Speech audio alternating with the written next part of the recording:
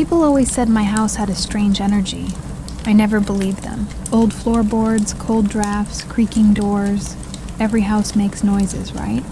But lately, I've started to think they were right. Because what's happening in my house, what I experienced, doesn't feel like just bad wiring or old wood. It feels alive. It started quietly.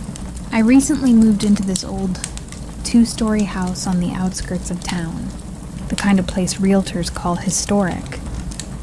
The previous owners sold it cheap, almost too cheap. They said it had a few quirks. I should have known that was code for something's wrong here. I work as a digital artist. I make horror webcomics, actually. So I stay up late most nights, sketching in my small studio, surrounded by stacks of drawings and half-empty coffee mugs. That night was no different. I remember it clearly. It was just past 3 a.m., the so-called witching hour. My playlist had gone quiet, and all I could hear was the hum of my computer and the scratching of my pen on paper. Then, out of nowhere, my lamp flickered. Once, twice, then everything went dark. I sighed, assuming the power had tripped again. But just as I reached for my phone flashlight, I felt it, a sudden chill that crawled up my spine. The air grew heavy, like someone had opened a freezer door right behind me. And then I heard it, a whisper. Low, breathy. It sounded like it came from right behind my ear. Go to bed. I spun around. No one was there. The room was empty. I laughed nervously, telling myself it was just exhaustion playing tricks on me. So I shut my sketchbook, packed up my pens, and went upstairs to bed. I don't remember falling asleep. I only remember waking up, or trying to. My body wouldn't move. My eyes were half open, staring at the ceiling. At first I thought it was sleep paralysis, but then I felt something, a pressure, fingers wrapping around my ankle. Cold, tight, unmistakably real. It wasn't a dream. I could feel the weight, the pull. It was as if something was gripping me from under the bed, holding me still. And then came the smell. Rot, damp earth, like something buried too long. I tried to scream, but my voice was gone, stuck in my throat. When the grip finally loosened, I shot upright, gasping for air. The room was empty again, but when I looked down at my ankle, my blood ran cold. There on my skin was a massive handprint, too large to be human. It wrapped around my ankle completely with dark, bruise-like marks where the fingers dug in. At the ends, thin red cuts worn like claws had pressed into me. I ran to the bathroom, turned on the light, and just stared at it in the mirror. My heart wouldn't stop pounding, and then I felt it again. That weight on my chest, invisible hands tightening around my neck. I couldn't breathe, couldn't move. I clawed at nothing as my vision started to blur. Just when I thought I was going to pass out, it stopped. Everything went quiet. The next thing I remember is the dream. I was standing in my room, except something was different. The air was thick, foggy, almost underwater. When I turned toward the window, I saw him. A man, or what looked like a man. He was standing outside, half hidden by the darkness. His face was long and stretched unnaturally, as if someone had pulled the skin too tight. He wore a blue jacket, the kind people wear in old photos, and he smiled. That smile, God, I'll never forget it. It stretched from one side of his face to the other, too wide, too human. He tilted his head at me, like a curious animal. Then slowly he lifted his hand and pointed, first at my neck, then at my eyes. And that's when I realized he didn't have eyes, just empty black sockets staring right at me. I jolted awake, drenched in sweat. The sun was rising, and birds were chirping outside like nothing had happened. But I couldn't shake that feeling, that something had been in my room, watching. By morning, I called a local priest. He came that afternoon, carrying a small bottle of holy water and a Bible. I told him everything. The marks, the choking, the dream. He listened quietly, then nodded. He said the land under my house used to be a cemetery, over 100 years ago. The graves had been moved, but not all of them. He walked through every room, sprinkling holy water and whispering prayers. I followed close behind, clutching a cross I hadn't touched in years. When he finished, he said calmly, "It's at peace now." For a while, it seemed true. The house felt lighter. The nights were quiet again, until last night. It was almost 2 a.m. when I heard it, a faint knocking on my bedroom door. At first, I thought I imagined it. Then I heard a voice. "Sin?" It was soft, familiar, my sister's voice. "Sin, it's me. Open the door." I froze. My sister had gone back to school weeks ago. There was no way she was here. "Please," the voice said again. "I need to talk to you." Something in the tone made my stomach twist.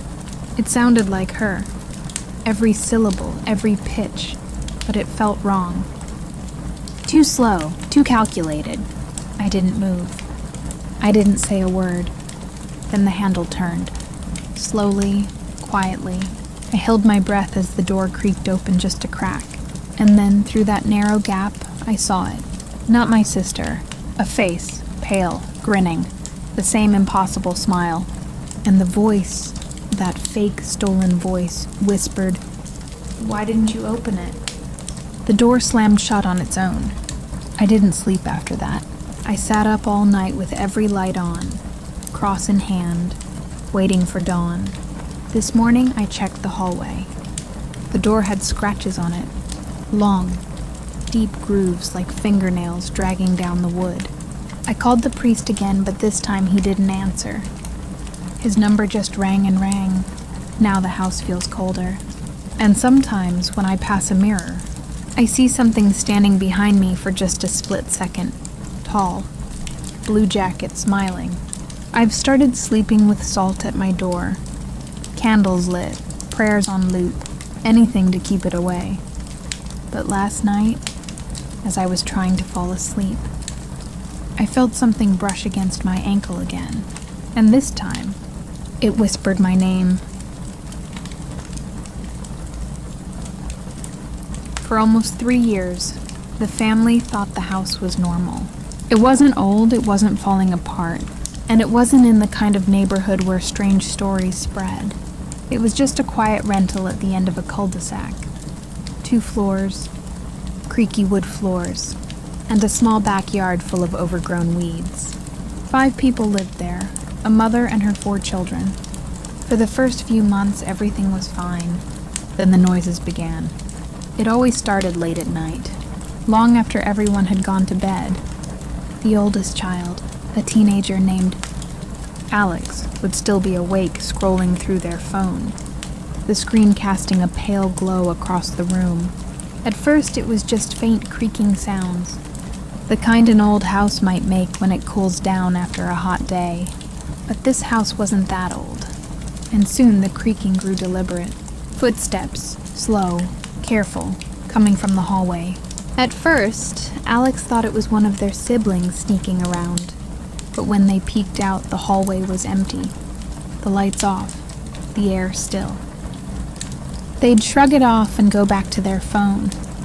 But then it would happen again. Creak. Pause. Creak. Each step seemed to come closer, right up to their door, and then stop.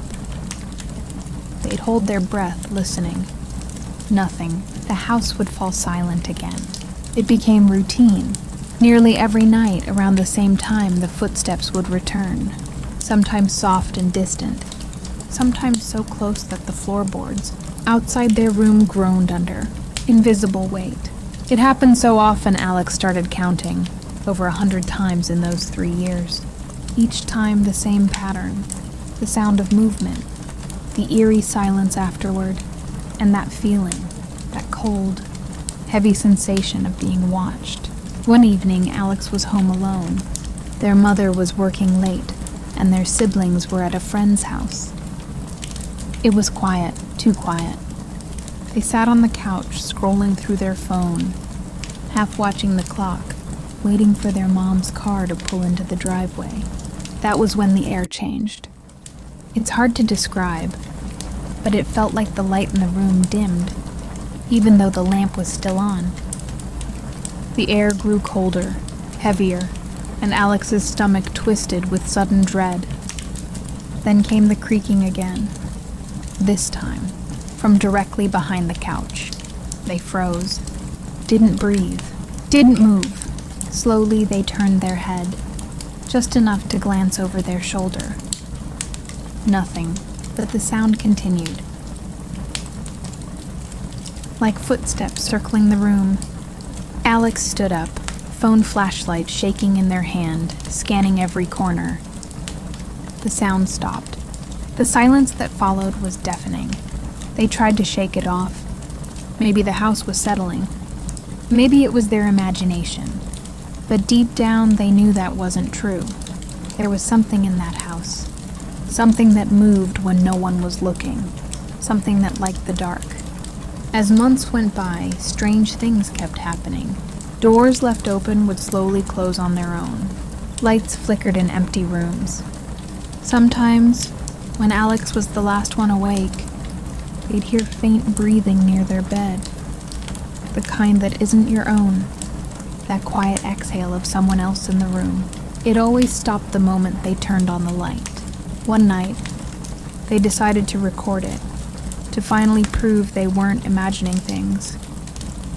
They set their phone to record audio and left it running as they tried to sleep. In the morning, they replayed the recording. At first, it was just silence. Then soft creaks. Then a whisper, so faint it was almost buried in static. Don't look. Alex deleted the recording. Eventually, they told their mom. She listened patiently, nodding, then said it was probably stress, maybe too much late-night horror on the internet. But Alex noticed something. Their mom stopped walking through the house at night. She started keeping the hallway light on. And once, very quietly, Alex heard her whispering a prayer in the kitchen at 3 a.m. On their final week before moving out, Alex stood in their room, looking around at the boxes stacked by the door. For the first time in years, the house felt peaceful. They laughed softly and said, "Guess you'll have to haunt someone else now." As they turned to leave, a floorboard creaked behind them. They froze. Then, just before they stepped out, a low whisper brushed their ear. "I already am."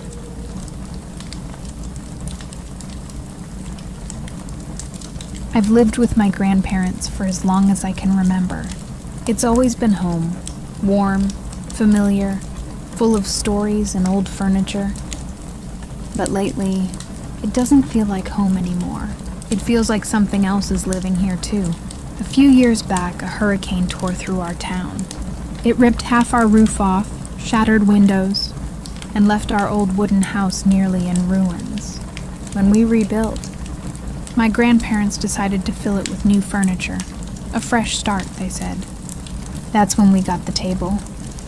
It was this heavy, old-fashioned dining table that my grandfather found at a second-hand shop outside town. He said it was solid oak, hand-carved, a piece of history.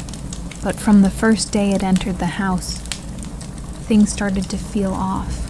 The first time something happened, we were still rebuilding. It was me, my cousin. She's more like a sister. And her brother. Her brother was in the bathroom. We were sitting on the sofa in the living room, talking about what color we'd paint the walls. The back door was wide open to let in some air. It wasn't windy at all, just still, quiet, humid air after the storm. And then out of nowhere, the back door slammed shut. Not just closed. It slammed so hard that every window rattled. We both jumped up, hearts pounding. Her brother came running out of the bathroom asking what happened. But there was no explanation. No wind. No one near the door. Nothing. That was the first time the house felt wrong. After that, things were quiet for a while. We moved in fully and life went on. Until one afternoon when I was home alone. I was sitting on the couch watching YouTube, just zoning out like anyone would, when something flew across the room. A ball. It came out of nowhere, bouncing across the floor, rolling right up to my feet. The air went still. My skin prickled all over. There was no one else in the house. I ran outside and waited on the porch until my grandparents came home. When I told them what happened, they laughed, said maybe it fell off a shelf, maybe I imagined it. But I know what I saw. A few months later, I finally got some validation. My cousins came over to visit, the same ones who'd been there when the door slammed. We were all sitting in the living room again when my cousin froze mid-sentence. Her eyes widened as she stared toward the hallway. "Did you see that?" she whispered. Her brother turned to look, and then he saw it too. A dark figure, tall, thin, standing just at the corner where the hallway met the kitchen. It didn't move. It just watched. When I looked, I caught it for a split second. A black shadow, shaped like a person, peeking from behind the wall. Then it was gone. We didn't even scream. We just sat there silent, waiting for it to come back. It didn't. But later that night, as I took a bath, I saw it again. Through the small bathroom window, something dark passed by outside, moving slowly, deliberately. It paused at the glass, and for just a moment, I swear it looked right at me. Since then, strange things keep happening. Objects move when no one's around. Lights flicker when we talk about the table.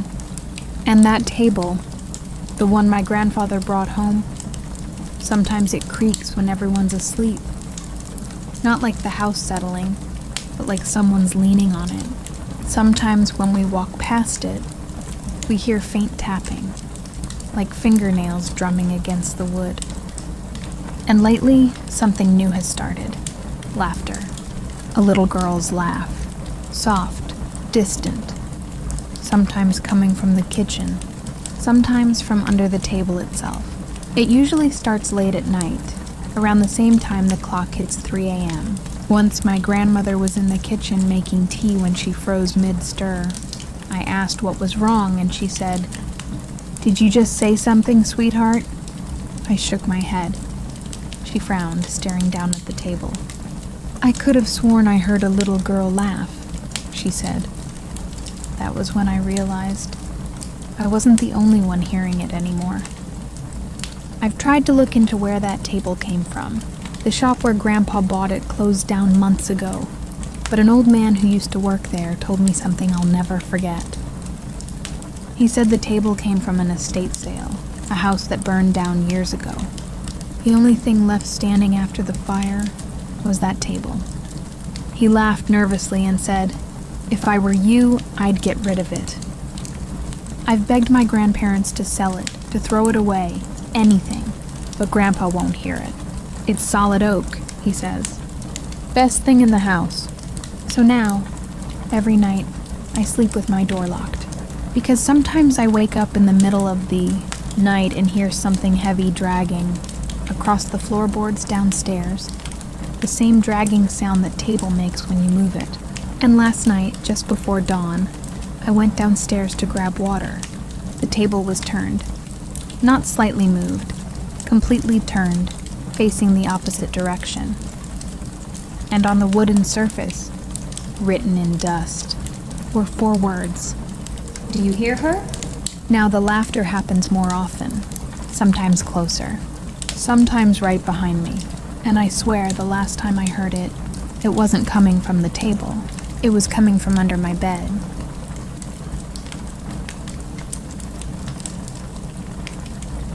It wasn't an old house. That's what made it so strange. There were no creaky floors, no haunted history, no dark past. It was a clean, quiet home in an ordinary neighborhood. Nothing about it suggested haunting. And yet, what happened inside those walls could never be explained. The story begins with a young woman who had always struggled to sleep. Most nights she'd stay up, scrolling through Instagram or watching YouTube until exhaustion finally pulled her under. That night, she was doing just that, watching videos under the glow of her phone. When she noticed the time, 3 a.m., she smirked at the clock. The witching hour. Typical. Then she heard it. A knock. Soft, steady, right on her bedroom door.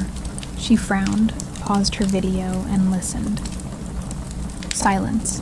Maybe it came from the video, she thought. She pressed play again, shrugged it off, and kept watching. 5 minutes later, it came again. Knock, knock. This time she knew it wasn't the phone. She got up, heart thudding in her chest, and opened the door. The hallway was empty. No footsteps. No sound, no movement. She didn't have any pets, and her parents were away for the weekend. Still, she left the door open, just in case it was the pipes, or maybe the wind, and crawled back into bed. But that's when things got worse. It started as faint footsteps, then faster ones. Running. It sounded like small feet darting across her room. Quick, light, almost playful. She sat up in bed, eyes scanning the dark. The air felt thick, charged, like static before a storm. In a panic, she grabbed her phone and opened one of those EMF detector apps she downloaded as a joke. She aimed it toward the sound. The screen flickered, then spiked. The tone from her speaker let out a sharp metallic buzz. Something was there. She didn't sleep much that night. When she finally did, she dreamed of shadows, darting across her room and something standing in her open doorway, watching her. The next evening, she told herself it was nothing. No ghosts, just a mix of exhaustion and imagination. Around midnight, she was on a call with her best friend. They talked for a while until her friend muted herself, saying she needed to use the bathroom.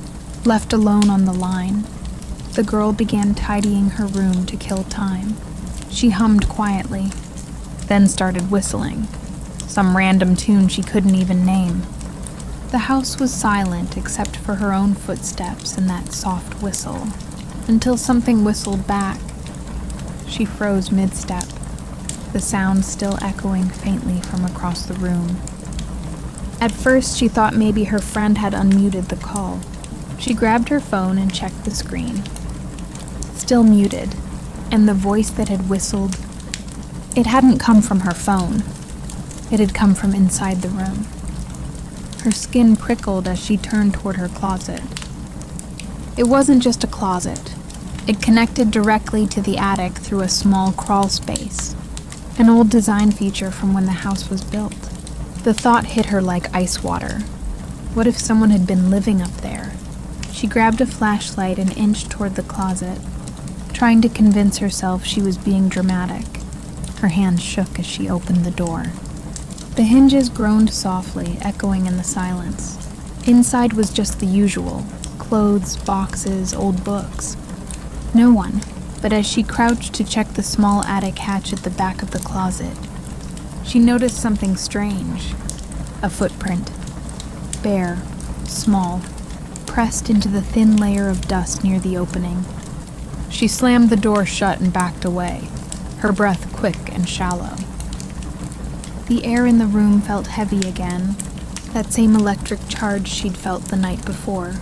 For the next few minutes, she sat perfectly still, flashlight in hand, eyes fixed on the closet door. Nothing happened. Eventually, exhaustion won. She crawled into bed and pulled the covers up to her chin, leaving the light on this time. And for a while, it was quiet. The next few days passed peacefully. No knocks, no footsteps, no laughter. She began to think it was over, that her mind had exaggerated everything. But one night, about a week later, Her phone fell off the nightstand at exactly 3:01 a.m. As she reached to pick it up, she froze. From the closet came a low sound, the faintest whistle, slow and drawn out. The same tune she had whistled that night. In the morning, she checked the attic again. Everything was still in place, but the footprint was gone. And on one of the boxes, written in the thin layer of dust, were 3 words she swore weren't there before. "I like that song." She moved out a month later. The house is quiet now, or so her grandparents say. But sometimes when she calls them late at night, they mention hearing something strange upstairs. A faint knock, a shuffle of tiny footsteps. And once, just once, they both heard someone whistling in the dark.